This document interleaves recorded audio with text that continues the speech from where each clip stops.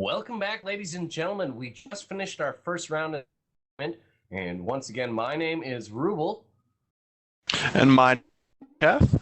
And so the winners of that first round, we did have the game Attack on Zulu Ninjas and Attack on Children did take the first round. We spent the game of you was bread, now Toast, aka Toast, versus Team Sorrow Mid, and Toast managed to take that first that we did watch. Very, very strong performance in that first game. Managed to actually push out a strong victory there at the 22-minute mark. Yes, what we noted about that game was it was very even until a big dragon fight, and then after that it was just a huge snowball. So that was great to see. It was great to see the two different styles of play with the heal comp and the dive comp.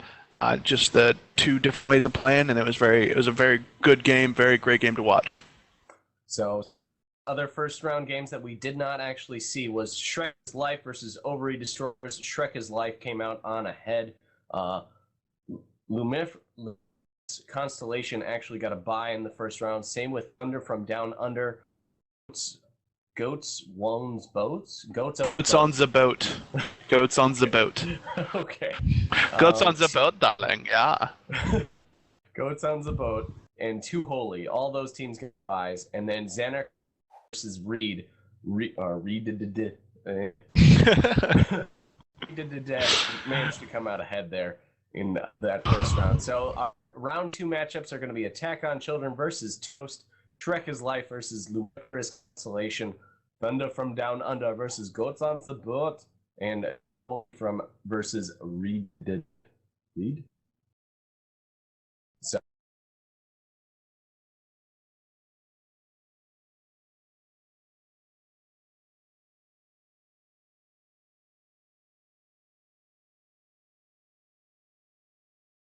So we seem to be having a little bit of technical difficulties with our other caster, voice detection, but just wanted to point out that we're about to get into the next game of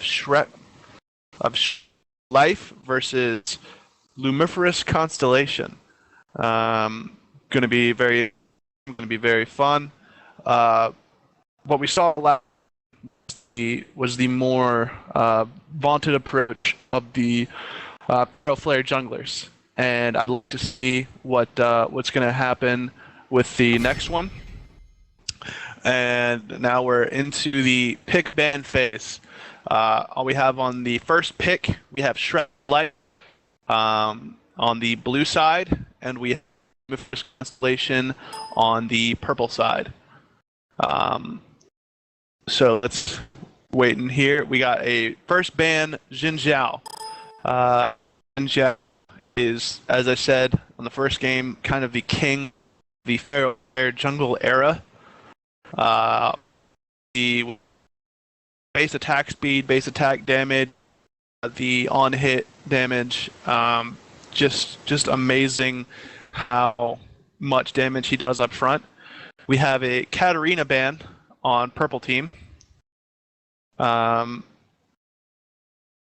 Interesting ban. Very snowball-oriented champion. We have a Lulu ban, a popular support as far as the ult, the pop-up, control, the utility that she brings to a team. A Master Yi, another very Feral Flare-oriented jungle. Wukong ban on the blue side. Is a very engaged type champion, a very wait till 6 and use your ult and kill anybody that you want. So we're going to see how that pans out. So far, we have some very interesting bans. We have two Feral Jungler bans. Now we have a Vi ban. Vi have a bit the old world of jungle constellations where you have the hard engage, hard ult, just take someone down immediately.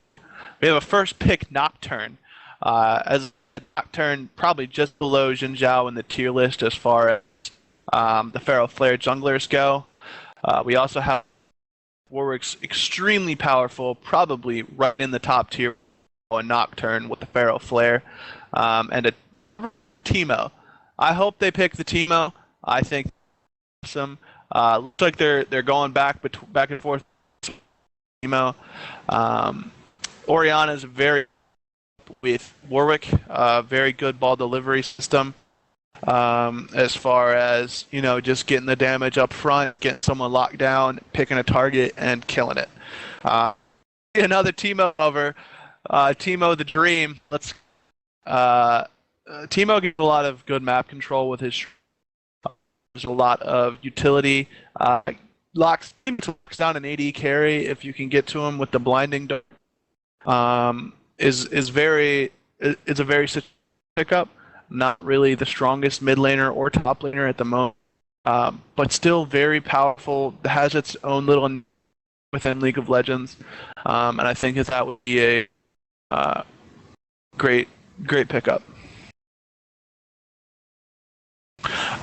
Still having some technical with our other caster. We have a Thresh. Not pickup. Oh, they picked Tryndamere and Lucian. Not at all what they were hovering over, which isn't surprising. But Tryndamere, very good top laner, very push-oriented top laner, very oriented towards I'm gonna sit in this top lane and I'm gonna push this tower.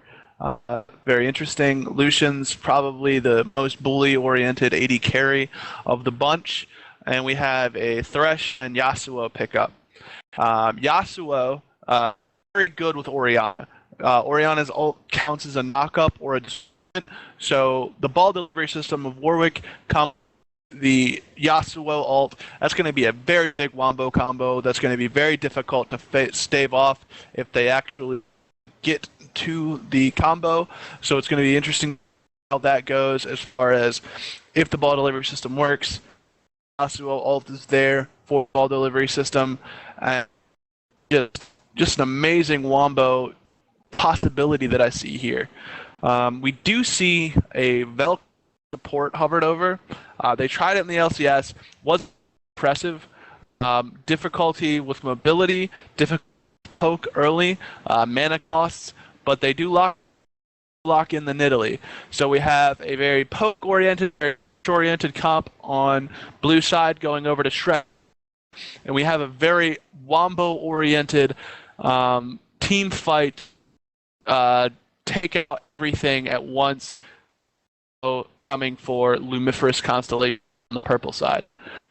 We have about a 3-minute pause before everything, and everything should be very apparent to what their strategy is going to be. This push comp, these side lane push comps, the thing with Nidalee, so they're mostly from what they're trying to poke you down. They're trying to avoid upfront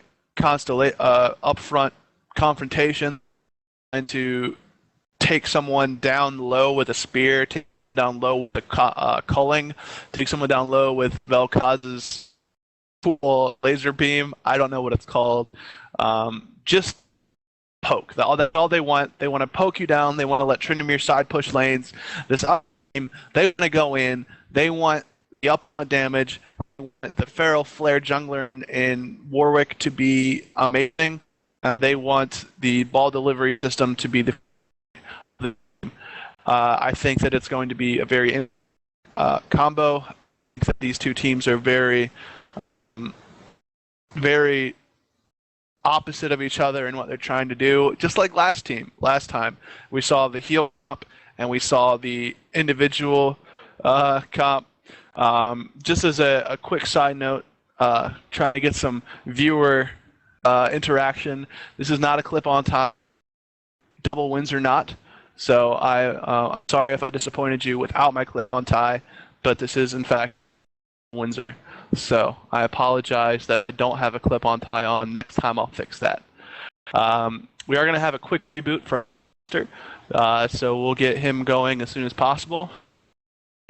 We should be all good with that in just a few moments. Until then, you're just stuck. Sorry. Again, going back to strategic points of each team. You have the ball delivery system versus the split push side. I think that with the split push side lanes, you're going to have a very difficult time holding on engage from Warwick with any kind of speed steroid if someone gets low. The ultimate with as I said the ball and as well as Thresh. I haven't even talked about the Thresh yet because the rest is just so potent of a combo. The Thresh Ezreal's a great, but lockdown potential for this ultimate Thresh Orianna Yasuo combo is going to be immense. It's going to be very interesting to see how each individual is going to be picked off, or each individual is going to live through things. So we got about 30 seconds before we get into the game. I hope everyone is ready for a great match. This seems to be a very even-sided bout, so we'll see how each individual lane goes.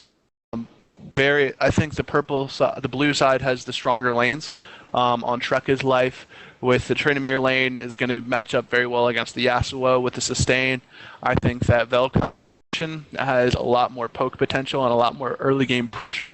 The only lane that will be a very hard skill matchup is the Nidalee versus the Orianna. It's going to be a lot more dodging the ball. And if Nidalee gets to level 9 without being taken, I think that will heavily favor Nidalee in that matchup. But that's going to be an interesting thing to see. That's the only lane that I don't think on blue side is stronger. But as I said, the purple side's Wombo combo setup is going to be beyond what the other team has to offer as far as their team comp goes. So we're going to get into the game now. And I really am excited. I think this is going to be an amazing couple minutes of early game start, trying to see the Feral Flare trying to get their farm on, everyone kind of going their own way. It's going to be really fun.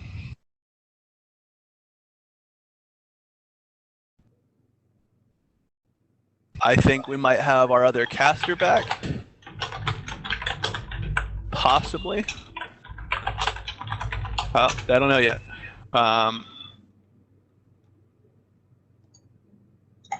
Again, sorry about the technical issues, but we're getting everything figured out now. I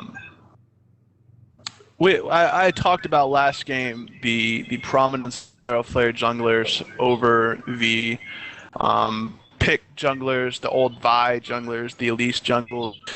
Just the late game scaling is kind of what we've seen, the stronger picks. We need three late game scalers on the side of purple with Yasuo, and we see 3 late game scalers on purple side with Nidalee, Nocturne, and Tryndamere. So I really think that's where the matchup's going to be focused. I think that whoever can get ahead out of those 6 people. Yes, we're back in. Okay. All right, Ruble. We are back in the game. Looks like the game is still loading, so I didn't miss out on anything. Game commentary. Feel a little bit technical difficulties there. Woo! So looks like very interesting. Vel'Koz. Oh man, I have been looking to a Vel'Koz game in forever. Oh gosh, he's so much fun to watch. Just low ability, high damage is very, very fun. Yeah, the true damage is something that is focused on a lot with his, but with the high dive potential of purple side, it's interesting to see how this Vel'Koz positions himself in order to get that burst off. So yeah, Vel'Koz versus Yasuo. That's a very combination there, just because of the fact that, or is it going to be Ori? Yes. Oh, it looks like it is going to be Ori at mid. So very very interesting. I thought she was going to go kind of like a supporty thing there. So, unfortunately, I am late to the party, so I don't know all the effects that are going on. But it looks like the makings of a very interesting game so far. Support Vel'Koz? It is a support Vel'Koz, yes. It's going to be a bot lane Vel'Koz with Lucian. The poke-oriented team. Everything should be focused around poke for blue side. Yeah, definitely for sure. Okay, so it should make for an interesting game. Definitely excited. Purple team looks like they're arranging very around that blue buff. They don't want to invade, and that is one of the kind of like a high poke team is you can do some invade stuff, but usually you're looking for that early game CC like with a Cho'Gath. Yeah, as I put out, Harry, the purple team is very focused on getting to that late game without advantages to blue team. Purple team's waiting to wombo point to that point where they take efficiently and effectively shut down any carry that the other team has. Yeah, for sure. With the Orianna followed up by a Yasuo ultimate, and then Thresh and Warwick there to lock down any targets. Definitely agree that they got late game sort of team comp. While blue team, they do have because Lucian, he is one of the strongest AD carries right now because he has that very strong lane dominance with his passive games. So, and with Vel'Koz's slows, if he can land a single ability at the early games, once he gets to level 3 is when his damage. Vel'Koz, he has some pretty absurd burst potential. So it's going to be relying on those abilities. And looks like he's doing a good job so far. Thresh already taking some big damage at bottom lane. So I want to point out something that I thought was big clever. Tryndamere helped Warwick start blue, but he also did his E onto the blue buff so that he built Rage before he entered the lane. That makes Tryndamere much stronger so that he doesn't have to build that up originally and take that first harass. That's a very interesting point. It's a very interesting start, and I'm interested to see how he uses that early Rage and that early to snowball that lane. Yeah, crits at the early game can have an extremely devastating effect. That's why we saw, I think, at the end of Season 2, they did remove the crits from the Masteries, and so if you do actually put those early game crits, you actually have to either build those Brawler's Gloves, bottom lane, taking some big damage, Thresh gets forced back. But anyway, those crits, they have to commit with the runes or the items. You can no longer crit, just because it is such a powerful statistic at early games.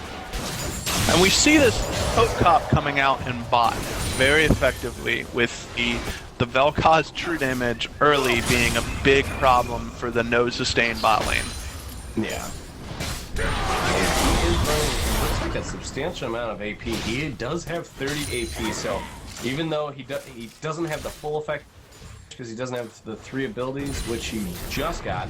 He just got that. He will have big damage now. So the purple team has to be very aware because if he lands either his E or his Q, there's going to be huge damage going down just because it should ensure the other ones. Oh wow. It's so very low. Unfortunately, Lucian was not really kind of take advantage of that poke and the but it is going to be enough to bring this bottom lane in such a dire situation. Meanwhile, at mid, looks like Nocturne's going to go for the gank on Orianna, but not much is going to come from it. Just a little bit of damage on both sides, so pretty calm game so far, except for this bottom lane. This bottom lane is very volatile right now. We see a lot of the early game poke pressure being the main point of the bottom lane. So the Vel'Koz true damage with the Lucian followed up with a double shot. Oh wow. That hook, I thought he was going to turret range, and that would have been his death for sure, but he's just barely out of it. But that was a very good hook by Thresh. Yeah. And that's a very nice damage there just from that poke there from this Vel'Koz. Maybe we'll start to see Vel'Koz support here with that slow knockback and true damage. Pretty absurd, so. I'm fairly impressed. I did not think that it was going to be as effective as it has been. I thought the mana cost would be a little too high to sustain this amount of poke, but they're doing a great job. That is amazing. Thresh gets forced back out of lane, and Ezreal's still farming underneath the turret, and you, with that gold advantage, is slowly starting to get in Lucian's favor. He does have that 100 gold advantage from that just under 10 creep. 10 creeps that he does have over the Ezreal, but Ezreal's doing a very good job of farming underneath the turret, even though it's difficult. We see Nidalee in the mid lane against on Orianna with those spears. Oh, Nidalee. Right now, I know it's popular on YouTube, but there's been a lot of videos going around about how she needs to be reworked, just because she is a very safe champion because of her range, and she has such devastating damage with her spears. So definitely a lot of controversy going on with Nidalee right now, just because look at that, she's just putting down so much damage. So I think that the issue with Nidalee is not that the spears do damage, it's that the spears do damage based on how far away you are from Nidalee. yeah. I think that if it was a flat damage amount, it would not be as big of a deal if they did bigger damage. But the fact that the range, the farther away you are, the more dangerous Nidalee is, I think that's the main issue in her core abilities. Minor engage going down that bottom lane while that was going on. Ezreal does flash out. Lots of summon spells getting burned there. I think both their exhaust and their flash down there at bottom lane. But blue team just very strong at this bottom lane so far. That gold advantage is going to slowly swing in their favor. Lucian's able to free farm here without any issues. So very good job here from blue lane, and that Vel'Koz is proving to be very, very devastating towards this Thresh Ezreal combo at bottom lane.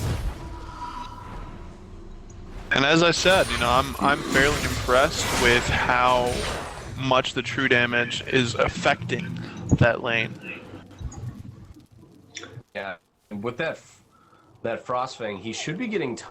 It looks fresh. He did go with the Ancient Coin, so we should see a Vel'Koz have that ability to generate a little bit more gold, assuming he's been using that Frostfang very effectively, which it looks like he has been, being able to have the poke there every now and then. So we should see him be able to get that Sight Stone very quick. That should allow for a lot more map control, especially in the Dragon area. Just to point out the gold difference, Vel'Koz with the Ancient Coin is already 300 gold up on the Thresh who just picked up the golden Ancient Coin on his back.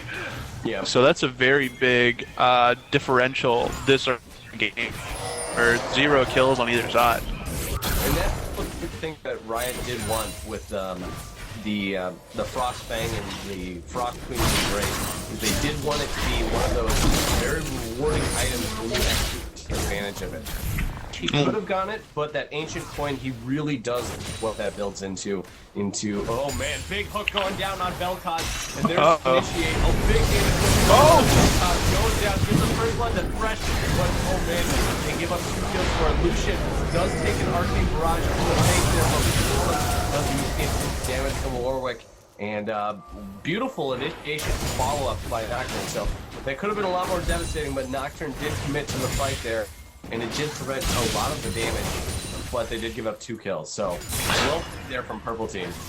And just as we saw last game, the ability to engage and pick a target that you want to kill is much greater than that ability to sit back and poke once that engaged team decides that they want to go. Mm-hmm. And those actual early kills there, since the first blood it did happen so late, they actually got like a substantial amount, and that gold advantage is now even. Like, just flat even. It, like, keep in mind, there is a little bit more gold on Thresh than there is Vel'Koz, but across the board, the gold is very even, except on the mid laners, it looks like. Yeah, Nidalee really seems to be bullying Orianna out of lane a little. But still, Orianna's keeping very even with the gold, right around the same CS, but losing a lot of experience, had to back twice already. Yeah. And meanwhile, we did miss a little bit of invasion action from Jimmy here, trying to catch just like Warwick out. He got away safely, and not much really happened from it. And back in this laning phase. Nidalee still trying to force Orianna out with the spear, and Vel'Koz just poking away here at bottom. Poke, poke, poke. And it looks like we are going to see a gank here at mid lane. Warwick is coming in. There is I doubt much is going to happen coming. And top, oh man, Nocturne takes that final tower and knocks it out. And Tryndamere actually takes some pretty substantial tower hits. We'll see if Yasuo can catch up to him, but it doesn't look like it. Even with that red buff, he wasn't able to land that auto attack to keep Tryndamere. So, very dive. I think that the Yasuo mobility and the Yasuo escapability are very difficult to dive under a tower. I think if you don't catch him out, he's going to be too slippery for you to really do anything beyond. Just very fortunate that Tryndamere was able to survive without using his ult. That affects things. Yeah, meanwhile, Nidalee is committed. Oh, and bottom lane, Vel'Koz does get picked up by Ezreal. Looks like Thresh to land a nice hook there, and but it looks like Lucian is going to be safe for now. Headed back, going to get that because he is Anna, and Lucian really wants to have at least a little bit of mana, just so he can get those passive procs. The ability changes that Riot. Oh, Nidalee playing extremely aggressive here, comes in cat form, and she does land a nice spear there on Ezreal, but that's a very... Thresh is like the king of CC right now, so if she's not careful, she will die. So I don't understand quite exactly what she's thinking, but she might be able to get but she did force purple down. So it seems coming down to apply pressure so that the bottom didn't by Ezreal and Warwick. But at the same time, that aggressive play was very interesting and questionable, given the fact that she might have lost her life if she had come in a little bit harder than that. So I guess you got to hand it to her for not overcommitting to something, but still a very, very dangerous play. A play that might have seemed too aggressive at the time. And one of the side effects of that was if she is brought to Orianna might be able to take advantage of this. If she can run the ball into an ultimate, she might be able to get an easy kill here on Nidalee. But Nidalee, she does have that high mobility, so it might than just simply what I'm stating. And look for the ganks to start coming out a lot now from this Warwick. He just put a ward onto the river, so he's looking for a lockdown, jump on, ball deliver mid, and I think that it's coming fairly soon. And it looks like Nidalee did head back. Nocturne's covering that lane, and on her back, she did get that Athene's Unholy Grail, so her damage will start to spike here a little bit, just because of that ability to throw those spears like every 3 seconds or so. It can be pretty absurd. Yeah, once that 40% cooldown reduction build is complete on Nidalee, her ability to change a game with one spear is very difficult to account for. Yeah. And yeah, it can just... Because if she does land one of those max range spears, even if she only has like 200 AP, they can be extremely devastating, force some of those key targets back, like Orianna, Ezreal, or Yasuo, depending on when she lands it. Bottom lane still putting out very nice damage with those, just being able to land those Qs on Thresh. Thresh has just been unable to dodge any of those Qs so far, and that's allowed a lot of... Oh! Nice! Picked up very quickly. Wow. Lucian does get picked up. A double kill there to Ezreal, so well played Thresh there. Landing a nice hook into a Lantern Initiate. So, very well played. And Warwick seems very intent on snowballing this bot lane. He's been down there 3 times and he's gotten 4 kills for it. I think that the combo of oh big spear to the face. That's some of the power of Nidalee right there. It's like once she starts getting those cooldowns and that little bit of AP, those spears are scary. Very, that very was scary. a And it looks like they are just going to apply this massive pressure to this middle turret, and it looks like they are going to be able to take it out, and that will once again bring this gold advantage to very even though Ezreal does a lot of the gold for purple team, and we'll see how big of an effect that can flip, because having that gold on your AD carry is of course ideal. Yeah. Blue team is going to go for Dragon here. I'm a little confused on Phil's original build pickup. He has a Phage into a BF sword longsword. So it seems like he wanted to go for a Triforce and then change Big damage combo went on there. Purple team gets double kills there with the Orianna Arcane Barrage combo.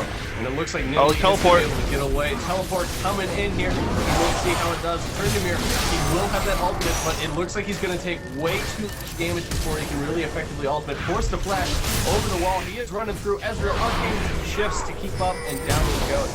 I don't think he even burned his ultimate. No, he did. He did. Oh, Nidalee turned that Warwick fight around. You can't. A lot of people believe that Nidalee is very difficult to chase because she'll get away from you and then she'll just lob a spear and hit you right in the face. So very difficult champion to chase down. I want to go back to the Tryndamere teleport though. If Nidalee had stayed in and maybe Nocturne or somebody had ulted in at that point, that would have been a very good decision. That would have been a game changer. Oh, wow! Spear there from Nidalee. Ezreal gets the shutdown gold, and that's going to actually be pretty big. She is just a little bit more key. She has been very effective at landing those spears, but they're going to prove extremely devastating once she gets that needlessly large rod. And now she's just picking fights with Thresh. She might even be able to pick up this kill. He does land the punch, but she does pick up the kill. Warwick comes in. He doesn't have the ultimate. Oh man, big damage once again. This Nidalee is proving she's just doing so well.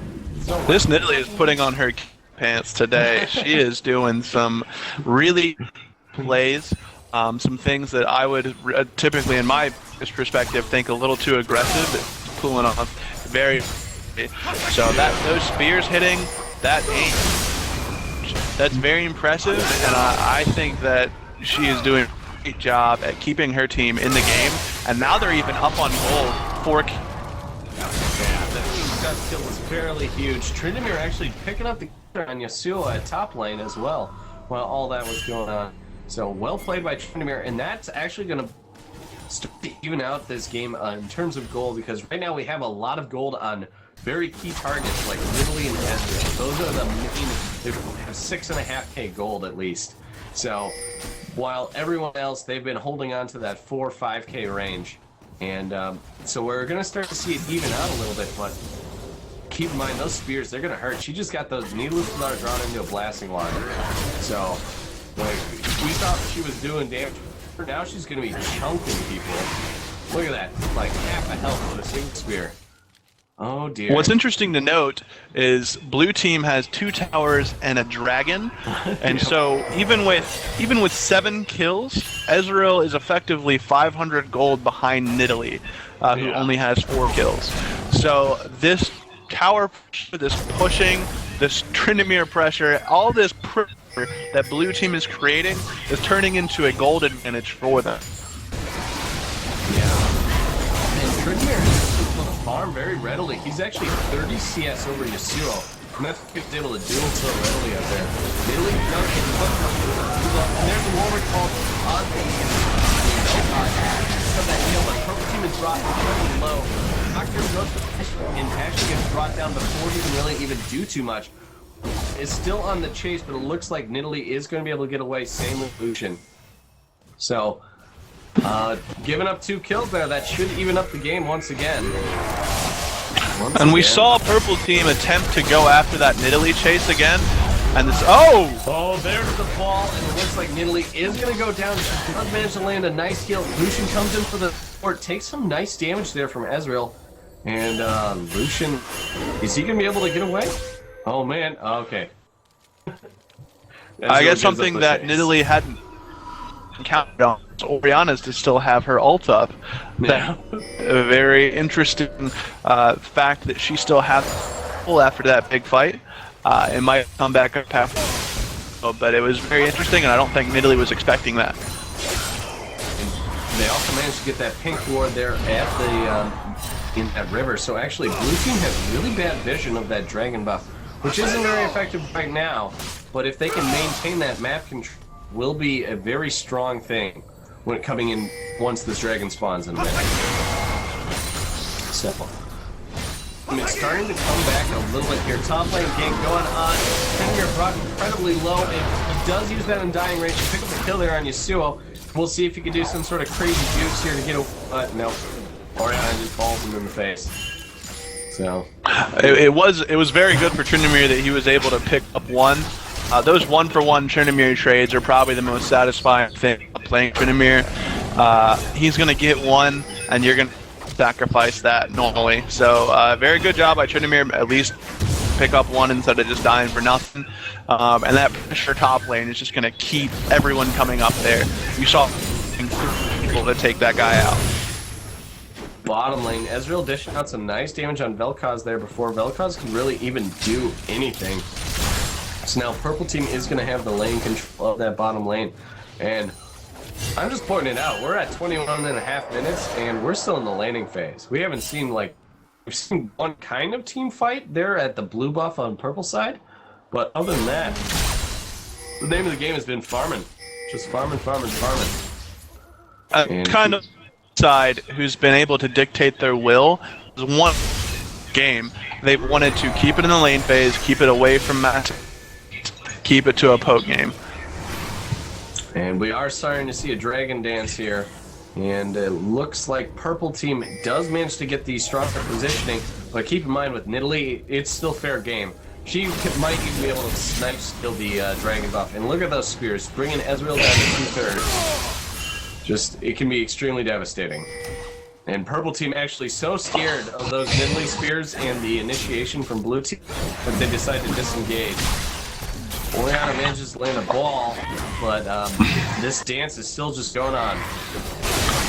Another thing to note, that if Purple Team does decide to go in, Blue Team's going to have Tryndamere available with teleport. Purple Team a teleport on Yasuo, so they're going to be locked into a 5v4, not a situation they want to get in. And the hard to gauge. There's the initiate. Warwick gets the ultimate on Nocturne, but Nocturne flashes out, and that's going to mitigate a lot of the effects. Vel'Koz drops the ultimate, but Ezreal manages to arcane shift. Damage going on across the board. Nocturne ults in, but he does take big damage from Orianna, even though she did almost go down. But you know what they say, horseshoes and hand grenades when it comes to those sorts of things. That was a fight initially by blue side. They had the teleport cancelled by Yasuo hitting up Tryndamere. They had the turn. They should have dragon, but instead tried to go harder. But the CC comp sporting overrode and clashed that dive. What happened? That's what got Nocturne killed. And this game is still incredibly even though, so keep in mind, still is anyone's game. Oh my god, a beautiful spear there at mid lane. Nidalee once again proving her ability to snipe. And those spears just doing devastating amounts of damage right now. You know, Nidalee was putting on her carry pants, and now she's... it's, soon she'll have a card in the match. Nice vest. Orianna Oh, she had it! Yes! Big damage goes down once again with those spears. Tryndamere picks up the kill with a single to the face.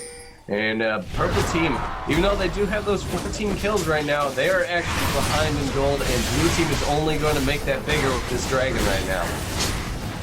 And the ACM picking up the objective, unlike last time where they decided to keep diving. They have two main people down. They're going to pick up this dragon. They're going to turn in all this gold they just got, and hopefully snowball this into some kind of other advantage. Yasuo looks like he might be able to take top turret out of this since the teleport is down from Tryndamere. Nobody's going to be really there to stop this, so it's one advantage that Purple Team managed to get out of it, but Blue Team still has a slight advantage across the board right now. Just because they have mid turret and they have been able to maintain those kills on Nidalee, because oh my gosh, she's 5-1. But Ezreal is 10-1. This Nidalee with her is impressive, and it's kind of overshadowing going off. I feel benefiting a lot from the team play and the ability to have crowd control from his team, because those arcane are just hitting 5 people every time. Yeah. He's definitely had some very devastating arcane barrages, especially when they combo with those Orianna ults, but we haven't seen too much of that so far. Just right now, giant spears to the face is the name of the game. But it looks like Purple Team is actually starting to find their groove and able to push. Tryndamere pushing extremely aggressively, and he might be in a little bit of trouble here. You see now, this pressure top lane is now drawing 3 people up there from purple side. Blue at this point needs to take that advantage, take that man advantage, dive into, and take down this tower, and that's exactly what they look like. That's what the Tryndamere brings to the game. Wow. Spears. Bringing one spear is all it takes, and Thresh gets forced back. So, extremely devastating. Purple Team manages to rotate back down, and Blue Team, their push has been nullified for now, and we'll see if they try to maintain this. Ooh. Yeah. Once again, we landed a spear after spear, and this Nocturne is actually extremely squishy. Oh gosh. We see Tryndamere getting picked off. Yeah, overstaying his weapon just gets picked off. Definitely unfortunate there at top lane. Definitely a miscalculation, for sure. So Warwick going with the hard engage on Nocturne. Big damage go down. Arcane Barrage actually managed to get 4, and the Mystic Shot picks up the kill there on Nocturne. And Purple Team might be able to turn this around into a push down mid lane here, and we'll see what they can do. 2 people down. It is now at 5v3. Nidalee is going to be their only hope unless Vel'Koz lands a big ultimate like that. Oh!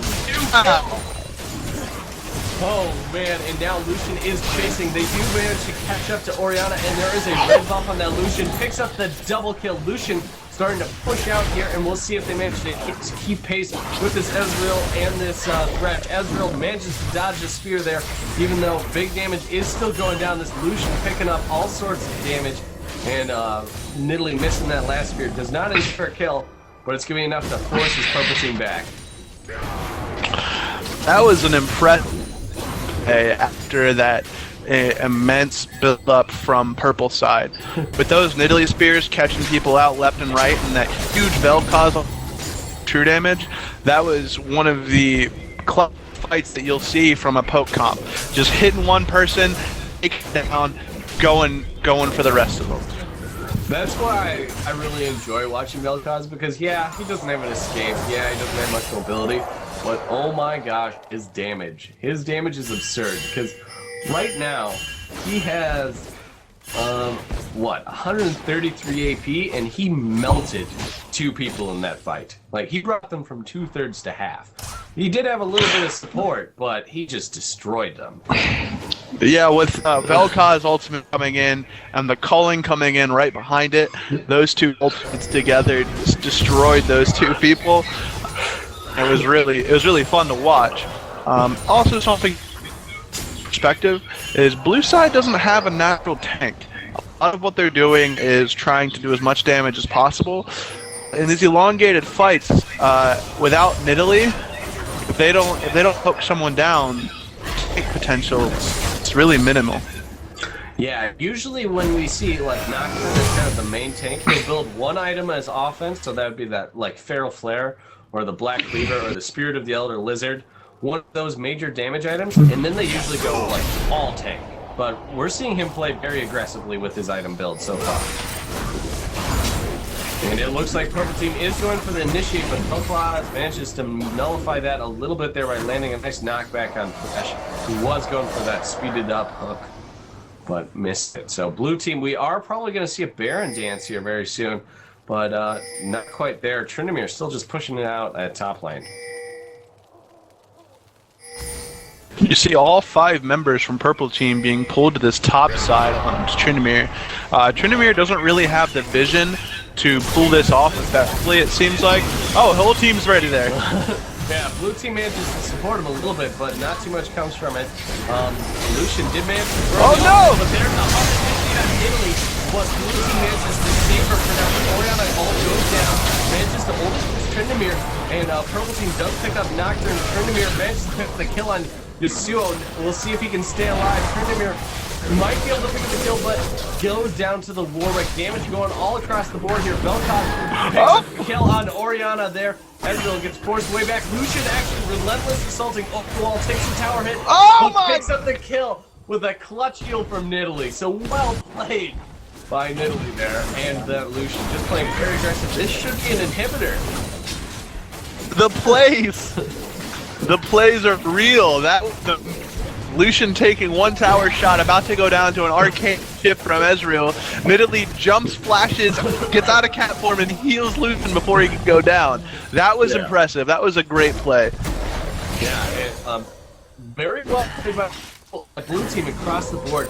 Just being able to react to Nidalee done by that Warwick, and then being able to repel it with just all sorts of strong, just all across the board. Like, just I was impressed that Nidalee made it out of alive, and then a clutch play at the end there. Team is going to get a Dragon out of it. Ezreal Arcane Pod is going down. Quite up though. So, Blue Team, they are going to run away. Purple Team, they're looking out for blood at Gage. They want redemption, it looks like. The fact that Oriana only hit people in that fight is what really changed the name of the game. When Warwick originally went on to Nidalee, if they had put the orb Warwick and ulted, that Nidalee threat would have been gone. That would have changed the entire scope of that team fight. This Blue Team is really relying on these Nidalee spears and these Vel'Koz true damage abilities to provide most of their damage. So if Nidalee, chances are you'll win that fight, and it's going to be really interesting if they can get that Oriana ult into a Yasuo. That's what they need to pull off, and that's really what I'm looking for from this Purple Team. And this Purple Team, they just need to get those combos off. That's going to be the heart of their damage, with the major exception of Ezreal just being their raw damage power. Now that he has Trinity, Bloodthirster, and Last Whisper, he has some pretty incredible damage. But right now, the effect of Kaz poking down with Lucian and Tryndamere for to be extremely devastating to this Purple Team. And it looks like Blue Team, they're just dancing around all over the place. Purple Team is still headed back. They're trying to come out, but I think we're going to see a Baron dance. Tiger is going to bait another fight with his pushing up at top lane. Because my God, he loves to push. The pressure from Tryndamere and the spears from Nidalee are the two really big focal points for this Shrek is Life team right now. So, just the face actually might be forced back here because he got brought down to half from Nidalee. And this is why Nidalee is a little controversial right now, because a lot of people think she's a little too safe and she's got too much damage if she plays, because she's able to chunk people with those spears. Just absolutely chunk them. The ability to face of a game with one spear is really I don't want to say overpowered, but balanced. Yeah, it probably needs a little attention from Riot's view, but it definitely makes for an entertaining person from half health just get destroyed by that single. It's also worth noting that you have to hit the spears to the accuracy and the aim of Logan the Sixth is really impressing me this game, because he has hit 50% of his spears that are really needed, and that's really big when you're playing Nidalee. Yeah, and it's not like he's just like picking up they're empty. He's just chunking people like by threading and being able to play with the minion range. Oh, it's down there. Big damage. Oh my God. Got exactly what you needed.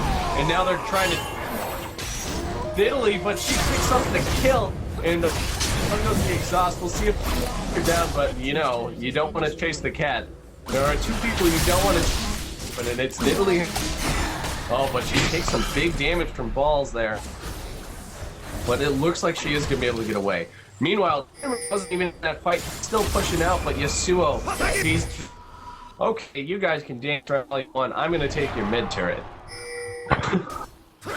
As we said, whole game, Purple Team's team fight advantage was Ori ult into the Yasuo combo. That's exactly what happened on that fight. They locked 3 people down with the Orianna ult. They got 3 people full damage coming from that team. They got a 4-person Arcane Barrage from Ezreal. That was exactly how Purple Team needs a team fight, and that was exactly what happened. That was quite a wombo into that impressive team fight win. Now let's see if they can get Baron from here, maybe get their ults back up, force a Baron, force the... It's exactly what Purple Team needs to be working on right now. Forcing the issue, not getting poked down by the players. And I think this is part of the downside of not having that tank. This is why normally we see that Nocturne start to build a little bit more tanky as that second and a third or fourth. Just because right now Nocturne is unable to stay alive and really dish out the damage that he needs to, because Nocturne, he has a lot of damage and the chance to deal it. And especially with that Feral Flare change, he will have a lot of damage. But unfortunately, he's just not staying alive right now. Cohen going down kind of almost randomly on Warwick there. I'm not quite sure what Lucian was trying to do with that, but it did put out enough damage. But Warwick is one of the kings of sustain, so I think we might be safe for now. It did also allow Orianna to be distracted enough to take another Nidalee Spear, so that's worth noting. Oh! We're seeing a dance here. Pokefest is going down. Purple Team needs to get this engaged before they start taking too many spears. Warwick, looks like he's going for in! Oh! The Neon cat there, but Vel'Koz managed to get a nice ultimate that was threatening enough for Purple Team to disengage from that fight. Warwick got too far out of range of Orianna, so the ball hit back onto her, and she popped her ultimate on herself, effectively hitting nobody in that team fight. That was the turning point for that fight. That was interesting, very tactic negative point for that team. And Purple Team, since they did go back with a couple characters, and they did reveal that to be in a fairly defensive position, Blue Team decides to go for this, and Trinity just destroys Orianna with her high ground. Picks up the Baron, and now Trinity is just wreaking. He does go down, but Yasuo be disconnected or something there, but he definitely got destroyed. Now we have 4 members of the Blue Team still up with an exposed inhibitor with 2 people down on the Purple Team. Big spears. And it looks like Yasuo did, so that's unfortunate. There is the pause, and Blue Team is going to have a very strong push here when we come back.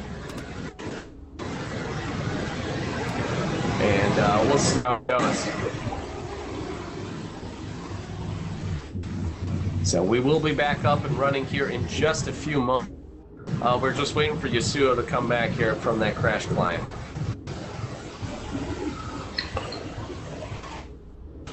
So, and it looks like it looks like in the game. So we will be underway here in probably in just a few seconds, rather. Going into an analysis of what just happened, they fought over Baron, and most of them didn't go back. Blue Team had earned a free Baron there. Purple Team gave them more than a free Baron. That was what they should have done is gone back and healed and just played the...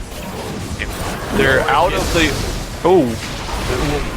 Cheat on Nidalee, but she does heal herself up and manages to escape, but they do pick up a kill there on Nocturne. Now Warwick, he's just barely staying alive. Nidalee falling back, so it looks like Blue Team is going to fall back from this original main push here, just because 2 of their turrets are being very...